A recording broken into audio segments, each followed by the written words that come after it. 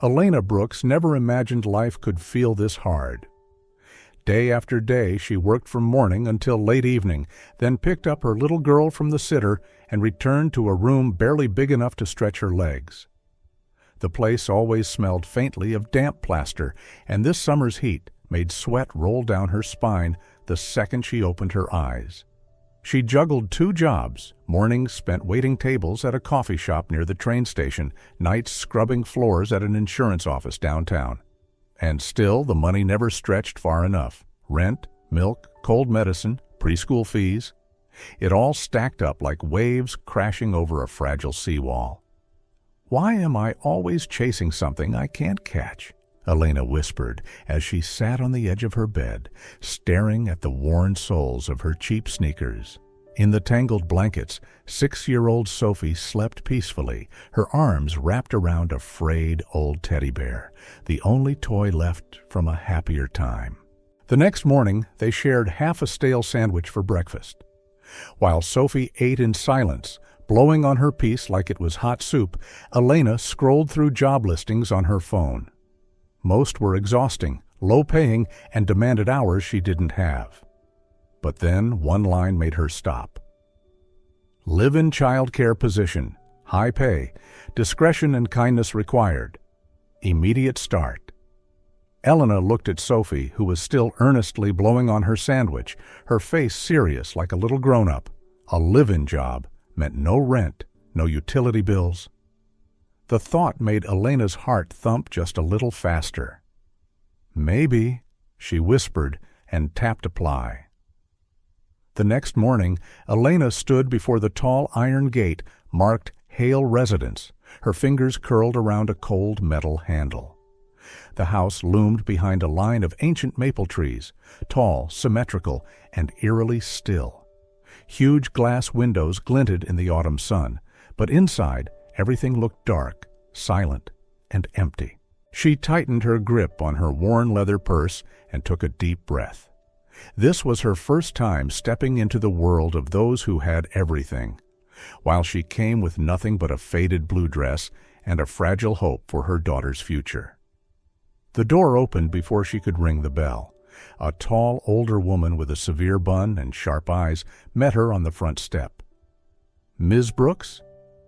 "Elena Brooks, yes. I'm here for the interview." The woman gave a curt nod and turned. "I'm Mrs. Keller, the housekeeper. Mr. Hale is waiting for you in the library." Inside, the house felt like a museum, silent, polished, lifeless. Gleaming wood floors, perfectly aligned paintings, leather chairs without a single crease. But no sounds, no laughter, no music, not even the patter of a child's feet. Jonathan Hale stood with his back to the window as Elena entered the library. The backlight shimmered against his dark, silver-flecked hair like mist at dusk. When he turned, his eyes were cool, sharp, unreadable. "You're a single mother?" he asked without preamble. "Yes, I have a daughter, Sophie. She's 6. "And you want both of you to live here?" Elena swallowed. "I believe that having another child around might help your son feel less alone." Jonathan sat down, unsmiling. "Elliot, 8, hasn't spoken since his mother passed. We've tried therapy, specialists, classroom aides, all failed." Elena straightened. "I'm not a specialist, Mr. Hale, but I am a mother. And sometimes children don't need fixing. They just need someone to sit beside them and stay." Something flickered in his eyes, a crack, small but sudden, in the emotional armor he wore like a second skin. "You may meet him," he said at last, "but if he turns away like he did with the others, there's nothing more to discuss." Elliot's room sat at the end of the hall. Sunlight poured in, but the space felt hollow. The boy sat on the floor, carefully stacking wooden blocks into a tall tower. Sophie stood a few steps away, hugging her teddy bear, watching intently. No one spoke, but then Elliot paused, glanced sideways at Sophie. His gaze held no fear, only curiosity. Sophie smiled and extended her bear toward him. "Do you have a stuffed friend?" she asked gently. Elliot didn't answer, but he reached into a basket and pulled out a small gray plush cat, setting it beside Sophie's bear. Jonathan watched from the doorway, his eyes lingering on the scene. Then he turned to Elena. "We can try." The first few days at the Hale residence felt like walking across cold tiles. Elena moved cautiously, Sophie treaded lightly, and Elliot drifted like a silent shadow. The house was so big, even footsteps echoed. But bit by bit, the silence began to shift. That first evening, Elena was reading to Sophie in the sitting room. Elliot sat a few feet away, holding his plush cat. He didn't look directly at them, but his eyes flicked toward Sophie now and then, especially when she giggled. Sophie, in her 6-year-old innocence, wasn't fazed by Elliot's silence. If anything, she treated him like a familiar playmate, chatting endlessly whether he answered or not. "Do you like dragon stories? I love the ones with wings, but Mom says real dragons probably couldn't fly." Elliot said nothing, but his gaze lingered on the page with the green dragon. The next morning, Elena made pancakes for the kids. Sophie was first to arrive in the kitchen, still in her unicorn pajamas. She helped set the table, then called out, "Elliot, breakfast ready. There's syrup and peanut butter, too." Elena didn't expect a response, but moments later, Elliot appeared in the doorway, barefoot, still clutching his stuffed cat. He sat across from Sophie, didn't speak, just looked at the plate and started eating. No one said a word. After breakfast, Sophie pulled out a set of colored Legos and sat in the living room, piecing them together. "I'm building a spaceship. Want to help?" Elliot hesitated, then slowly sat across from her. Without a single word, they began building, one brick at a time. And so it went. Day by day, the two children became a quiet little team. Elliot still didn't speak, but Sophie always seemed to know what he needed. When he slid a sketch across the table, she'd say, "You want me to add wings to the dragon? Got it." Elena watched it all unfold, her heart swelling every time Elliot gave a small nod or the faintest smile. She didn't interfere, didn't push. She simply made space for both of them to be who they were. One afternoon, the power went out during a storm. Sophie pulled blankets into the center of the living room. "We're making a fortress. Elliot, you hold the other side." Elliot didn't answer, but stood, grabbed a chair, and helped construct a tented ceiling of linen and pillows. They lay inside with flashlights, each holding their own. Elena stayed back, watching. It was only when Sophie whispered, "It feels like a real home in here, doesn't it?" that Elliot turned to her, eyes shining, and nodded. That night, as Elena tucked Sophie into bed, she asked softly, "Do you like it here?" Sophie yawned and nodded. "Because Elliot's here." Elena smiled. "You know he doesn't talk, right?" "That's okay, Mom. We still understand each other." "How?" "He draws, I guess." Sophie shrugged. "It's like a guessing game, but we don't have to win. Just laugh." A few days later, Elena found a note stuck to the fridge. It was a crayon drawing, a smiling girl, a boy holding a plush cat, and below it, the word scrawled in block letters, "Team."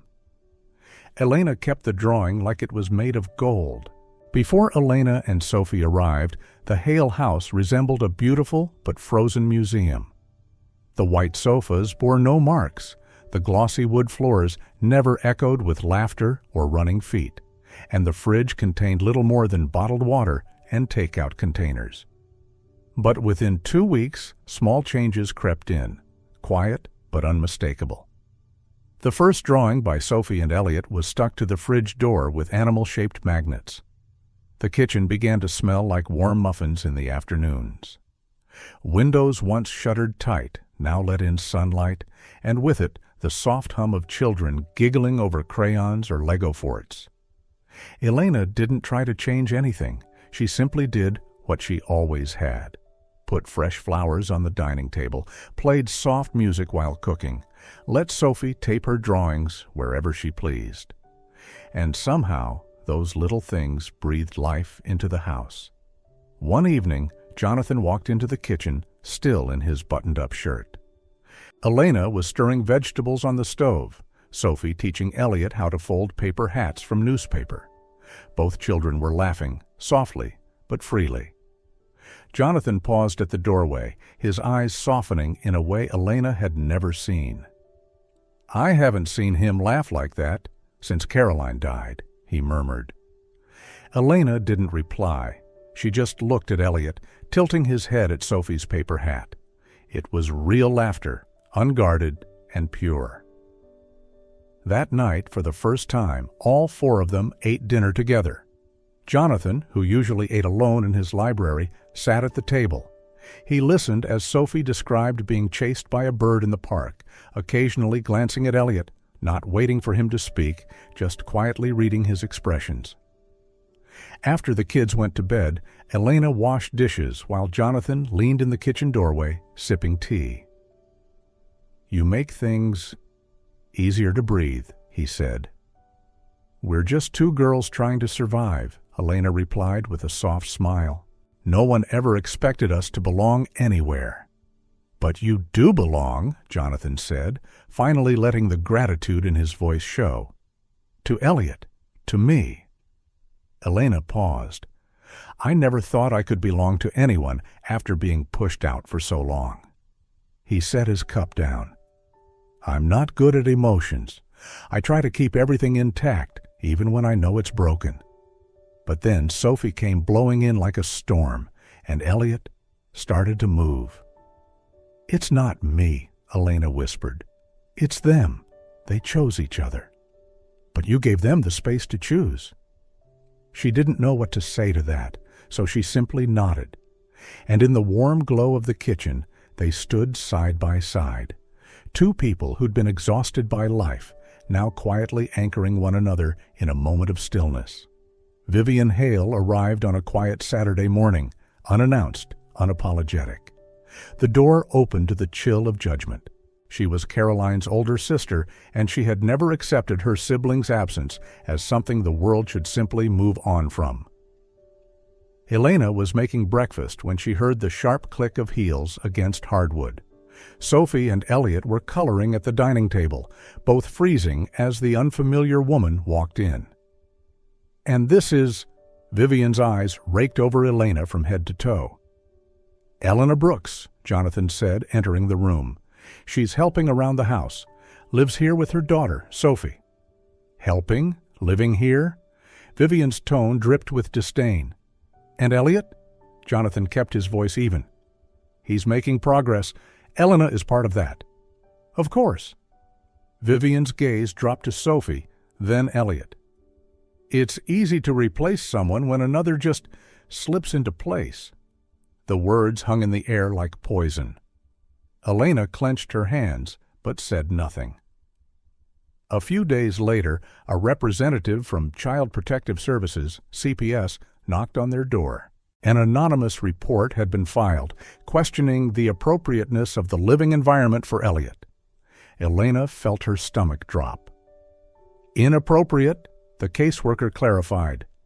There were concerns that Elena wasn't qualified to care for children and that her relationship with Jonathan was creating role confusion. Jonathan's voice was sharp. "Who filed this?" "I'm afraid that's confidential. This is standard procedure. Elliot and Sophie will need to be interviewed separately. We'll also assess the home."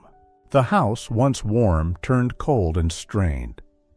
Elena tried to stay composed in front of Sophie, but her hands trembled as she washed dishes. Sophie, though young, felt her mother's unease. Elliot withdrew again, less drawing, less connection. Jonathan reassured them both. "We'll get through this. CPS just needs to see the truth." But truth didn't always win. Vivian returned a week later with a lawyer. She filed a petition for temporary guardianship of Elliot, claiming that biological family offers better emotional stability for a traumatized child. Elena stood beside Jonathan as he received the court notice, her eyes locked on one line. Elena Brooks may be required to vacate the residence if found detrimental to the child's well-being. That night, Sophie clung to her mother in sleep, while Elliot quietly slipped a note under Elena's door. Just one word: scared. Elena held the paper, tears falling silently. She climbed into bed beside Sophie and whispered, "No one's going to take us away from each other, sweetheart. I promise." The days before the hearing dragged on like slow, heavy fog. The house, once humming with giggles and the scratch of crayons, was now blanketed in quiet tension.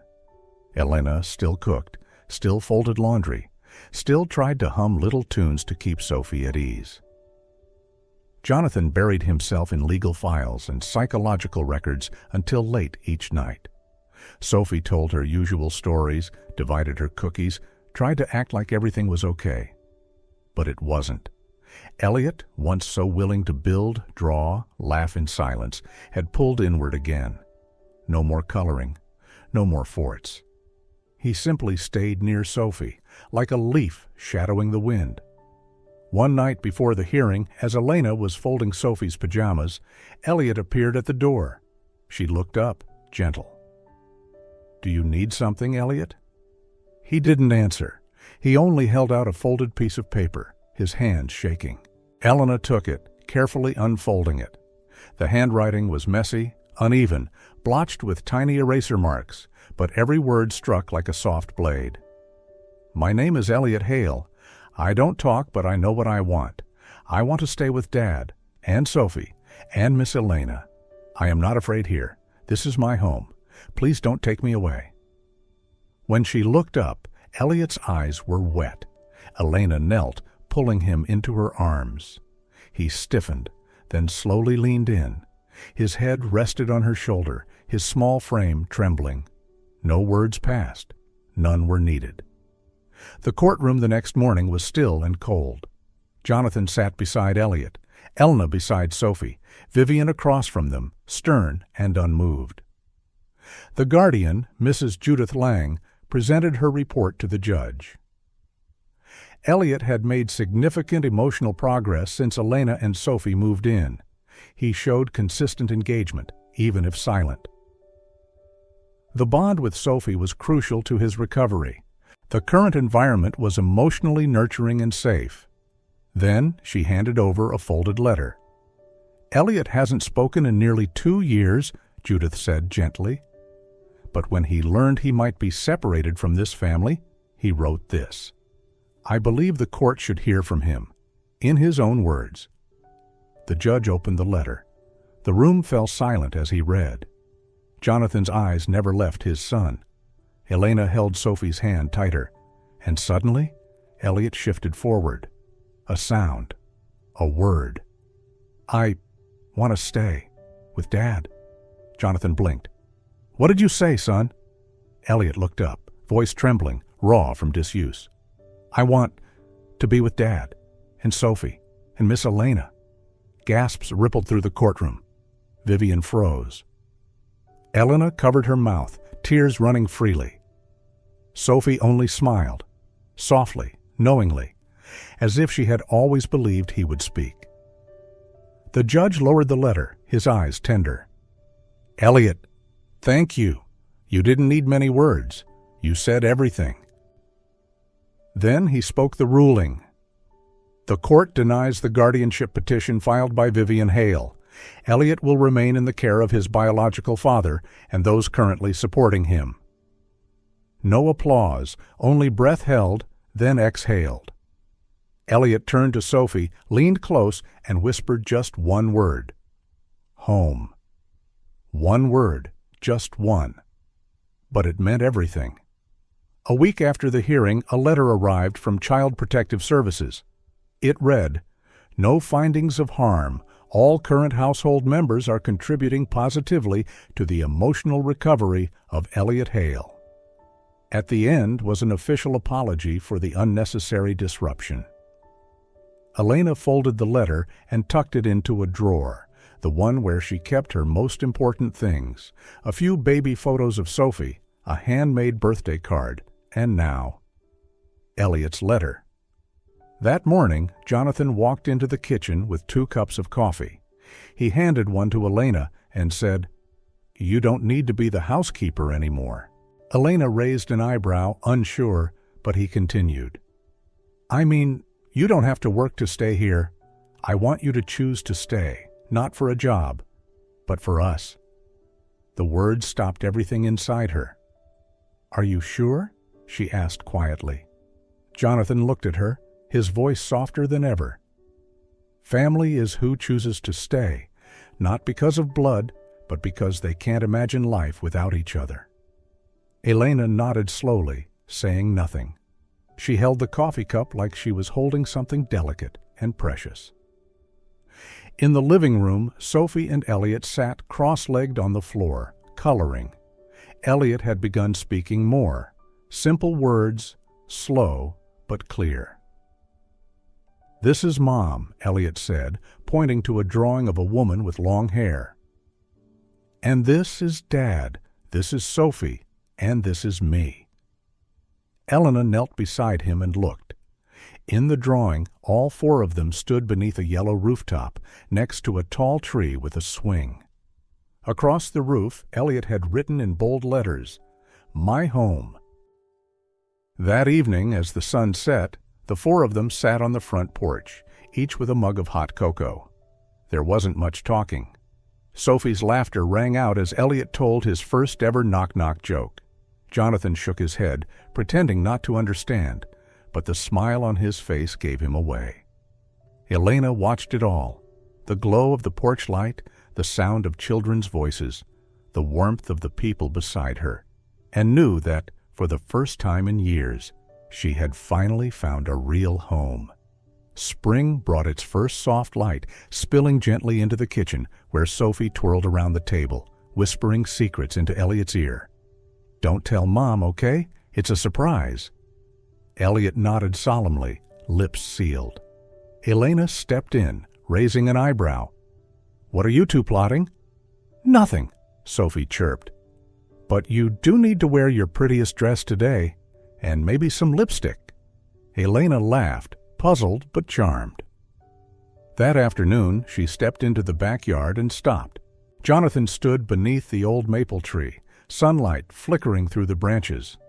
Sophie and Elliot stood beside him, hand in hand, both dressed up, Sophie in a white dress, Elliot in a tiny button-up and bow tie. Jonathan walked toward her with a small velvet box. "Elena," he said, voice trembling slightly, "I don't have grand speeches, just this. I've found what matters most because of you." Sophie gently nudged Elliot forward. The boy, his small hand steady, opened the velvet box with care. The silver ring inside shimmered, the exact hue of Elena's eyes. Elena's breath caught. Looking at the 2 children, standing with wide eyes and hopeful hearts, she realized this wasn't just a proposal from Jonathan. It was a proposal from all 3 of them. "Elena Brooks," Jonathan whispered, "will you marry me?" She looked at the children's faces, eyes wide with love and hope. Her heart swelled. She nodded. "Yes, I will." Sophie shrieked with joy. Elliot threw his arms around Jonathan's leg, smiling brighter than ever. The wedding was held a month later in the sunlit garden. Fairy lights strung across the trees, wildflowers in mason jars, laughter in the air. Elena wore a soft white gown. Jonathan wore a yellow tie. Sophie's choice. Sophie was the flower girl. Elliot, the ring bearer. They walked hand in hand, reminding everyone, love sometimes starts in the quiet spaces between 2 children. But before the ceremony began, a car pulled up quietly. From it stepped Vivian Hale. Elena froze. Vivian approached, slower than usual, her voice softer. "I wasn't going to come, but Elliot sent me something." She unfolded a crayon drawing, Jonathan, Elena, Sophie, Elliot. Above them, "My real family." "I was wrong," Vivian said, eyes wet. I tried to keep control because I'd already lost my sister. But Elliot, he chose love. You gave him that? I'm sorry, Elena." A long silence followed. Then Elena nodded. "We've all been hurting, but Elliot deserves love, not custody battles." Vivian smiled faintly. "Thank you for forgiving me and for loving him." She didn't stay for the whole wedding, but before leaving, she bent down and hugged Elliot. He didn't speak, just hugged her tightly. As the sun dipped low, Elena and Jonathan exchanged vows. She promised to be the safe place they could always return to. He vowed to protect their home through storms and sunlight alike. Under string lights, they danced. Sophie and Elliot spun circles nearby, giggling as Elliot stepped on her toes. "I'll protect you," he said. "We're a team, always," she replied. Weeks had passed since the wedding, and the rhythm of their new life slowly settled in. The children had found comfort in routine, shared breakfasts, quiet evenings of reading, and a backyard that now echoed with laughter instead of silence. Elena had begun to breathe a little easier, her heart no longer constantly braced for the next storm. But then something changed. Everything began on an early autumn morning. Elena felt unusually tired, not the kind that comes from lack of sleep, but a strange heaviness in her chest, as if her heart was carrying a gentle secret. Jonathan drove her to the clinic after she softly said, "I think I should get checked." When the doctor smiled and turned the ultrasound screen toward them, Elena held her breath. Jonathan gripped her hand tightly. "Congratulations," the doctor said. "2 heartbeats, twins." Elena turned to Jonathan, her wide eyes filled with tears. He was silent for a second, then burst into laughter, cupping her face and whispering, "We're going to have 2 more." The joyful news filled their home with sweetness. Sophie and Elliot bounced with excitement when they heard. "Really? 2 babies? I get to be a big sister," Sophie squealed, eyes sparkling like stars. Elliot said nothing, but that night he drew a picture, Elena with a round belly, and inside it, 2 smiling hearts. From that day on, the kids never left their mother's belly alone. Every morning began with Sophie pressing her ear to Elena's belly and whispering, "Good morning, baby number 1. Good morning, baby number 2. Elliot would gently rub her belly, then glance up at Elena with a quiet smile. He didn't say much, but his soft hum said everything. Jonathan cared for Elena like she was the most precious thing in the world. He learned to cook special soup for pregnant women, swapped her shoes for flats, added pillows every night, and massaged her back when she was tired. Elena often lay on the couch, her belly growing, eyes gazing at the 3 of them, and her heart would melt. This wasn't just a home anymore. It was something magical. At night, instead of Elena telling bedtime stories, Sophie and Elliot took turns reading to the babies in her belly. Some nights Elliot read in a soft voice and Sophie sang lullabies. Other times they competed over who told the better Little Bear story. Elena would just lie there, hand on her belly, eyes glistening with happiness. Then, on a bright summer morning, Elena went into labor. Jonathan stayed by her side the entire time, not leaving for a second. Sophie and Elliot sat in the hallway, holding hands, visibly anxious. The first cry echoed, clear and strong. Then another followed, softer but full of life. 2 baby girls, healthy, eyes wide open, as if already searching the world. Jonathan stepped out, tears rolling down his face for the first time in front of the kids. He wrapped his arms around Sophie and Elliot and whispered, "You're a big sister now, and you're a big brother." Elena was wheeled into her room, the 2 little angels beside her, skin soft as flower petals, breathing steadily. She looked up to see Jonathan cradling 1 baby, while Sophie and Elliot stood side by side, hands clasped tightly. In the days that followed, the house glowed with a quiet, sacred calm. Elena rested with the babies while Jonathan took over meals and middle-of-the-night diaper changes. Sophie and Elliot moved gently around the house, like little guardians, whispering whenever they passed the crib. The rhythm of their days changed, not rushed, not loud, just full. Every breath felt like a miracle. Every coo, every yawn from the twins, every small giggle from Sophie or glance from Elliot seemed to echo the same truth. This is what healing looks like. A week later, the whole family gathered beneath the familiar maple tree. Elliot cradled one baby, Sophie held the other, gently rocking them as if they'd been doing it forever. "We'll always protect them just like we've protected each other," Sophie whispered. Elliot nodded. "We're a family. No one gets left behind." Jonathan sat beside Elena, wrapping his arms around her from behind. "I used to think I'd lost everything. Then you came, Sophie came," Elliot found his voice, "and now," he looked at the two sleeping babies, "we have a whole little world." Elena nodded, eyes misty. On the grass, Sophie and Elliot gently placed the twins side by side, their tiny faces touching, peaceful as an eternal summer painting. Their family, imperfect, quiet, was real. A home where love didn't require blood, only trust, forgiveness, and hearts willing to stay for one another.